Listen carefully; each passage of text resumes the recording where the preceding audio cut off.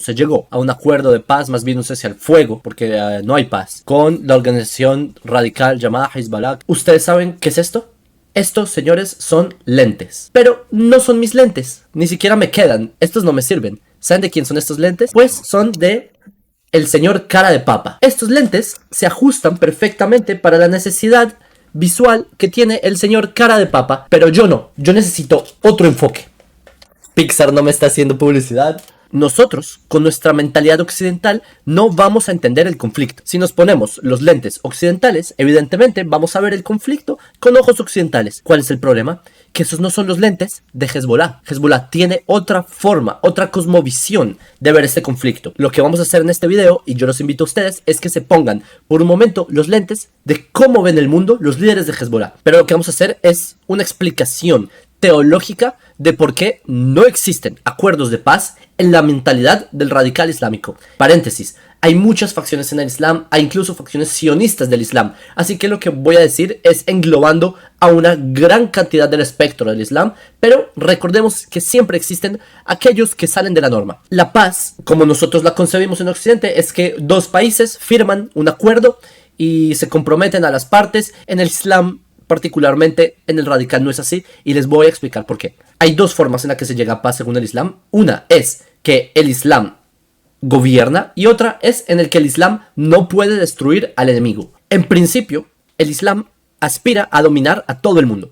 Esa es una de las bases teológicas del Islam. Para llegar a esto se necesita, obviamente, avanzar, tener más terreno y no solo eso, sino subyugar a todo el resto de las personas que no son musulmanes. Para esta mentalidad solo puede haber pax islámica en un momento en el que el mundo es musulmán. Solo en ese momento hay paz mundial. Ha habido grupos que han tratado de implementarlo. Por ejemplo, vimos el fenómeno de lo que se conoció como ISIS, que es el Estado Islámico, sí, así se le llamó. ISIS, ellos trataron de implementar esta teología de que solo se puede llegar al ideal islámico remitiéndose a las fuentes más tipo primordiales del Islam y aplicarlo como se aplicaba en el siglo VII. Segundo punto, para la teología del Islam, y esto es natural, muchas religiones piensan así, las demás religiones son consideradas din batil.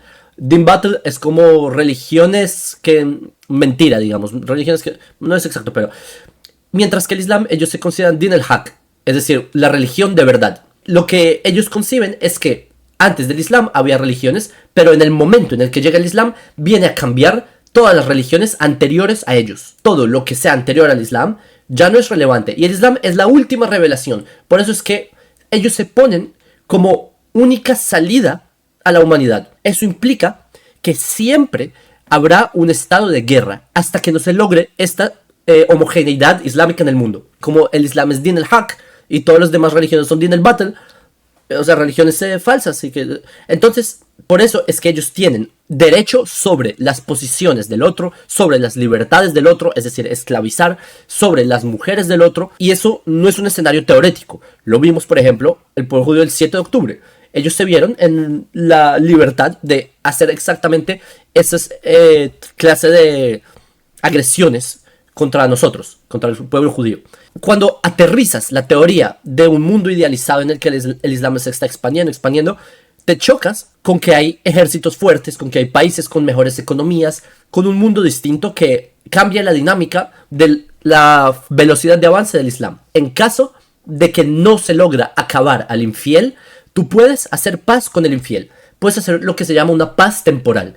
Es decir, si el ejército del infiel es más fuerte, tú puedes detener la guerra a pesar de que en principio tú deberías, porque no hay lugar para él es din el batil y tú eres din el haq, ¿sí? Entonces tú en tu posición de musulmán, en principio deberías conquistarlo, acabar con él, tomar sus posesiones y sus mujeres y todo esto, pero como en este momento no puedes, necesitas hacer una paz temporal. ¿Hasta cuándo?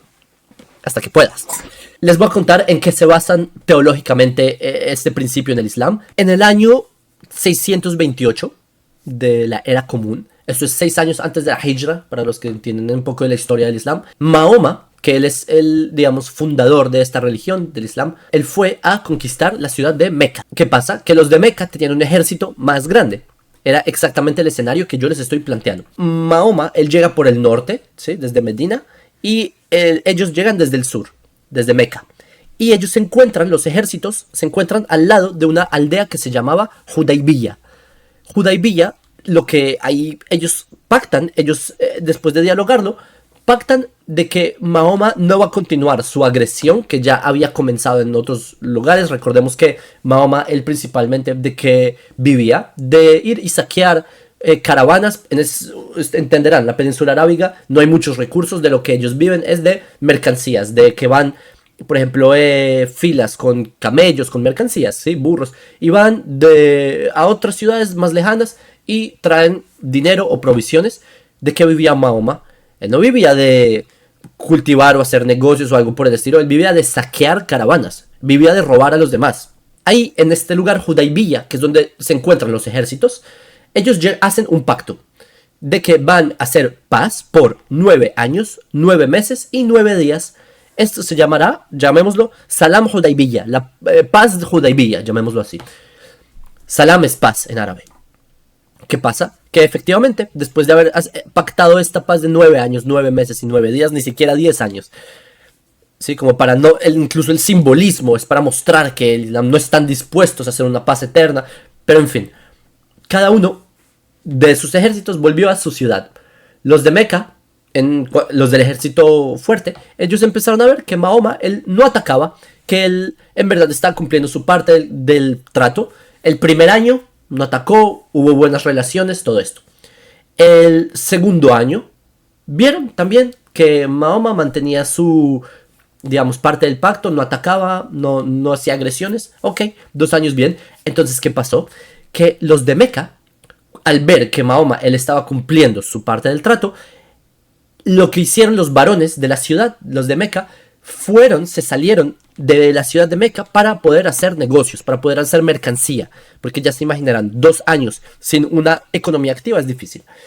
Y se fueron los hombres a poder, porque ustedes saben, mercancía, hacer viajes en la antigüedad no es como hoy.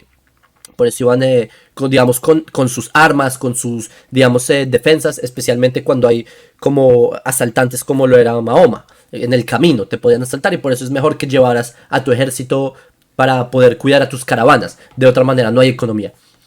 Entonces salieron los hombres de la ciudad, pasaron al lado de Medina. Cuando vieron a Mahoma, lo saludaron, salam, salam.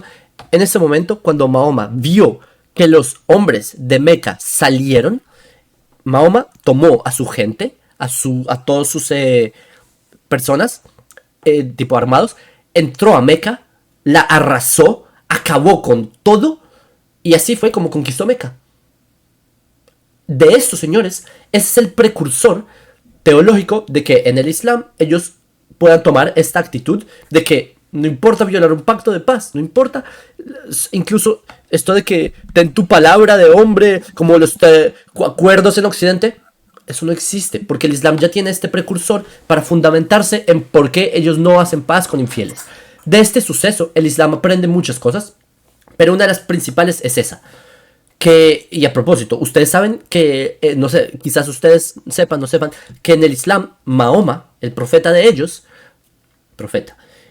él es un modelo a seguir para todo musulmán. Él es ma'asum, es decir, es un hombre perfecto que debe ser emulado. Todo lo que él hacía era bueno. Si se casó con una niña de 6 años, era perfecto.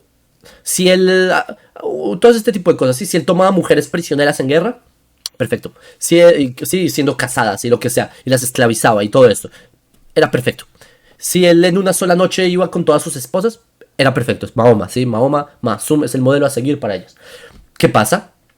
Que por esta razón es que el Islam aprende este concepto de Salam Hudaybiyah, de la paz de Hudaybiyah, para poder explicar por qué ellos pueden hacer una paz temporal con el infiel hasta que se presente la oportunidad. El infiel es el que no es musulmán, ya sé, el kafir, kufar, depende de la pronunciación.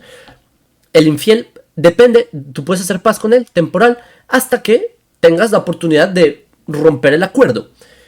¿Qué pasa? Que en la actualidad nosotros hemos visto ese fenómeno. Porque uno diría, bueno, eso fue en el siglo VII, eso ya no se aplica, quizás es un escenario teórico del Islam. No lo es, y les voy a explicar ejemplos en Israel. Egipto durante mucho tiempo estuvo en guerra con Israel. Egipto durante muchas veces intentó acabar con Israel. En Egipto existía una fatwa. Fatwa es como, ¿cómo decirlo? Como una orden de accionar islámica, ¿sí? Una orden de cómo el musulmán debe actuar. Existe una fatwa que obligaba a que Egipto tiene que estar en guerra con Israel y debe salir a la guerra con Israel. ¿Hasta cuándo? Las dos opciones que están en la fatwa es que hasta que Israel sea acabada o hasta que sea el fin de los días. Es decir, esta fatwa básicamente está diciendo que Egipto tiene que estar en una guerra perpetua con Israel.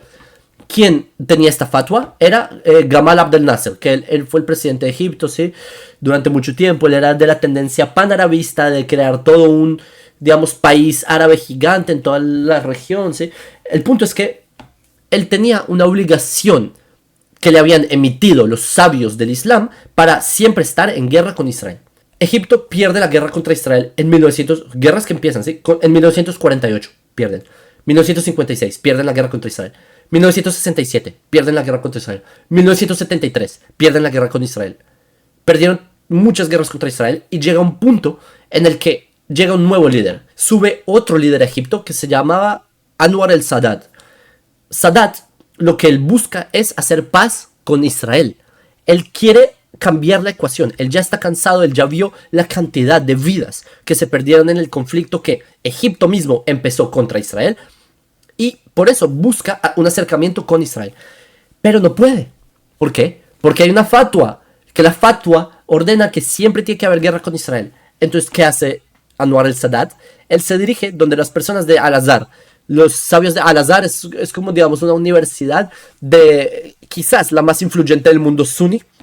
Y ahí él le pide a los sabios de Al-Azhar que le den una fatwa, es decir, una nueva orden de la legislación islámica que permita hacer paz con Israel.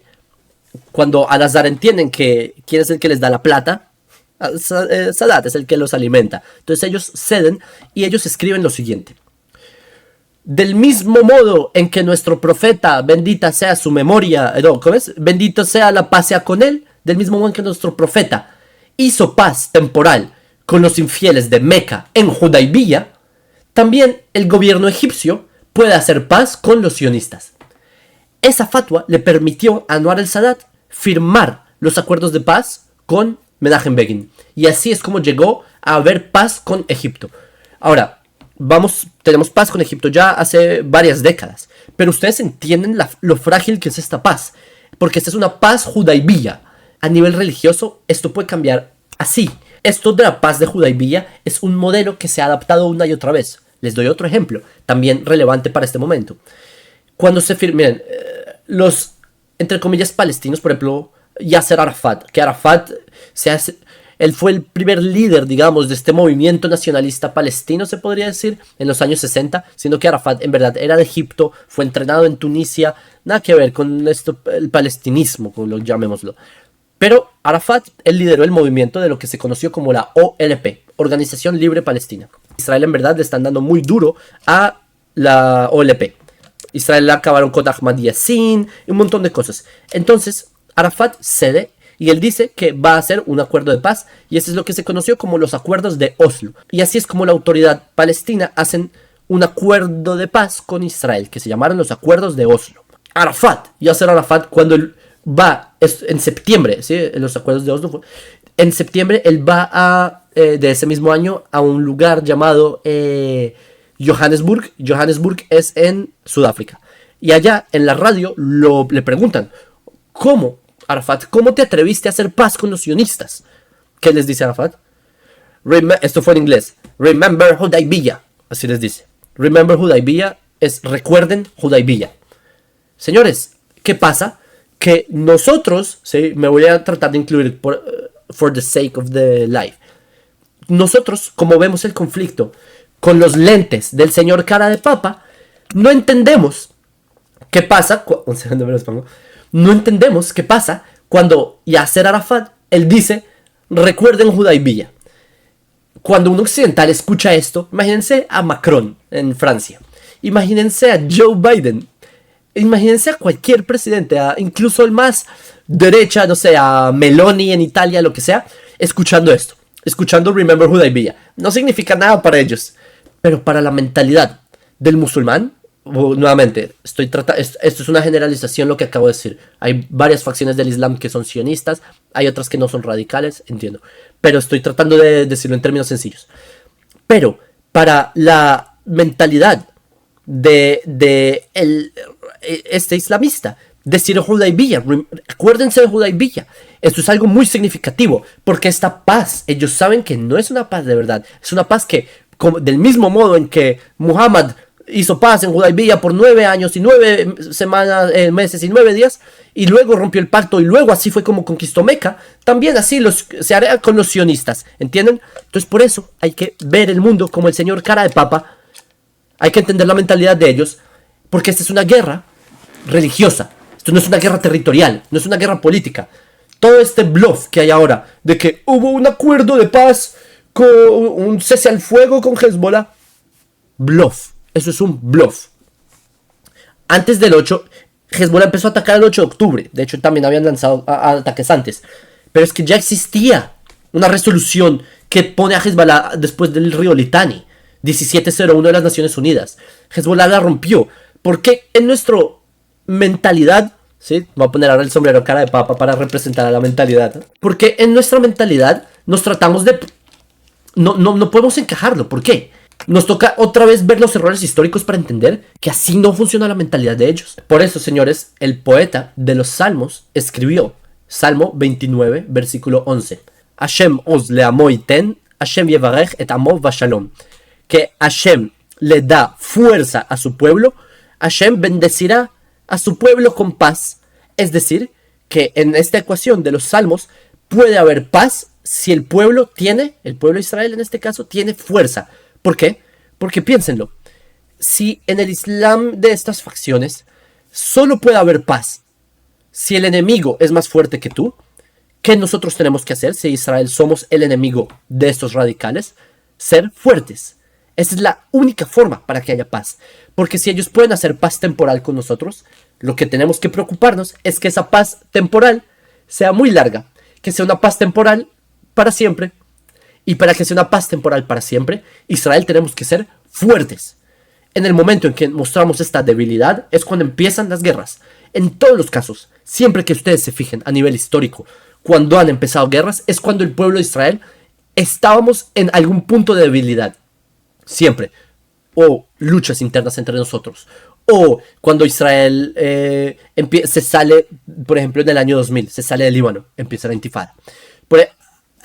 En todos estos escenarios fue cuando Israel mostramos debilidad, fue cuando se vio. Estos son detalles importantes que nos ayudan a entender qué va más allá de lo que nos traten de vender en Occidente. Un acuerdo no, es un bluff. Es el hecho de que ellos sigan existiendo, esto implica a que hay una guerra potencial que se va a volver a desarrollar. Tenemos que empezar a acostumbrarnos a que aquí en Medio Oriente, al parecer, no va a llegar el día en el que vayamos a ir a Beirut a comer hummus con nuestros amiguitos chiitas. Al parecer eso no va a ocurrir, o por lo menos no está en esta generación. Yo sí creo que va a ocurrir en algún punto de la historia. Besat Hashem con mis hijos o con mis nietos, espero que no tengan que hacer ejército como yo, que no tengan que ir a luchar como yo.